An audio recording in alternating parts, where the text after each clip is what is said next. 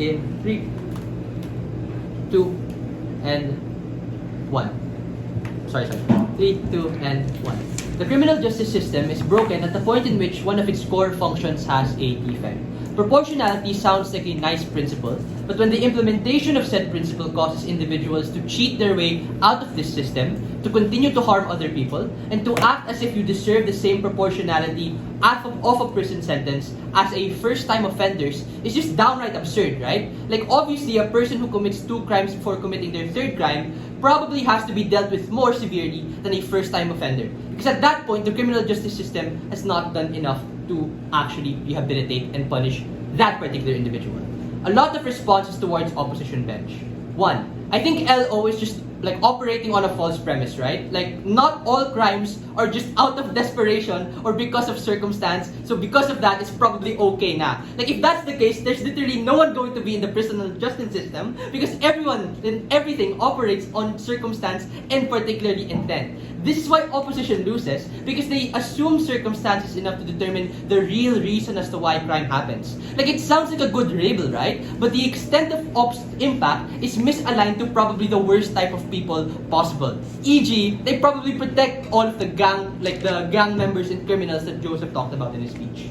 2. I don't really understand LO's point on alienation and the smokescreen effect that it has on people. Like, this law, as per the info slide, doesn't apply to every single person committing every single crime. It applies to criminals who commit a serious crime, and that's when the law starts. It's very absurdist for OP to jump to all of the conclusions on police corruption and police complacency because inherently the police, as we have it right now, necessarily has to be reactionary, not preventative. 3rd, LO talks about crime being done out of desperation, right? We think regardless of the reason, it doesn't really matter because the nuance here is on repeat offenders and serious violent crimes. As I told you before, people who steal because they are hungry aren't really what is in contention in this particular debate. If you kidnap or murder, then it probably isn't out of desperation. It's probably not out of circumstance. 4th, they ask what widespread support actually means. We think it's simple because we're going to pivot resources to actually mitigate the criminal justice system in a more escalatory way. This isn't really a policy motion, a value judgment motion. So like a lot of the very pragmatic stuff that LO came to us, I guess it's a fair thing to say in a debate. If the qualm of OP is how we pay for it, then we'll reduce budget somewhere else like the space program or some other random department, right? Given the protectionist policies that Trump is doing in all of the parts of the world, it's already pushing nation states at large to be a lot more self-sufficient and do austerity measures so that it's something that we can reasonably afford. So that's the response to all of that pragmatic push. The last response, if LO is worried about some areas having more police and some areas having less police, it can still be propped up, right? It can still be proportional to what is historically needed. What we're influencing is the criminal justice system and the laws, and not necessarily the boots on the ground that happen. What is the extension? How the prevalence of this 3-step law acts as the ultimate deterrent to be able to stop the worst of the worst offenses from inherently happening again. Note, this is a debate uniquely on the circumstance of the specific subset of people. Not every single person is going to have the 3 strikes law applied to them. Obviously, not every person is going to commit a murder. Why is this true? The first mechanism is true is based on capacity and incentive for each variety of actor that exists. There are 3 potential scenarios and 3 different criteria for this actor analysis to work because the feelings and dispositions of each criminal is different. Let's say the criminal is the best possible version of what the criminal justice system wants. That is to say, they didn't necessarily mean it. It's not necessarily something that they wanted to do and they want to repent for it. If this is the case, then it is good, and this 3-strike law probably doesn't even apply to them in the first place because you're not likely to be the type of individual who gets punished and who gets like a disproportionate amount of punishment in this particular regard. But let's say you're bad, then this is precisely when all of the benefits our case align and accrue. Because as Joseph explains in his speech, all of those people, not just murders, but financial crimes, syndicates, operate on a system of exploiting the criminal justice system. They can systematically operate and get off the punishment while attaining all of the benefits of the crime that can still exist.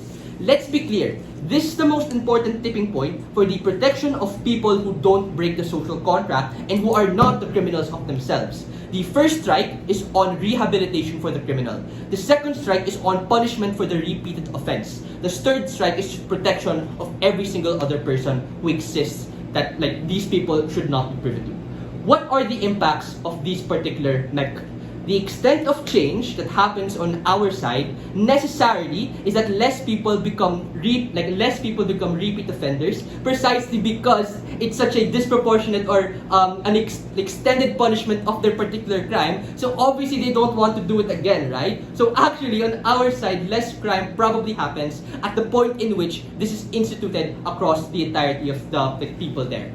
On weighing, this is probably a lot more important given the nuance that this motion places on the particular actors that this three-strike law posits. That is to say, all of the dangerous criminals that exist and that deserve this particular type of punishment are able to be catered to and are able to not do it again. Before the second extension, go take any P1. 3, 2, and 1. Okay, no POI. The second reason this is true is just on the uniform capacity and the ability for this to be implemented and worked with in collaboration with all other nation states. That is to say, the reason as to why we support this widespread implementation is precisely because states or different counties or different cities can work together in order to target and particularly label all of these potential criminals. That is to say, you can't literally just after your sentence go to another country and then repeat the same type of offense again, precisely because this three-strike rule is now implemented and is now able to proliferate across all the entire world. That is to say, the principle inside government is quite clear, right? All of these people who are bad and who do bad things deserve punishment. And if they continue to do bad things, they deserve an even more, maybe disproportionate type of punishment. That is something that we are perfectly okay with because these particular people don't just operate on circumstance and don't just do it because they have nothing to eat. They do it because they are bad people. I think for all of those reasons, it's very, very clear. Thank you.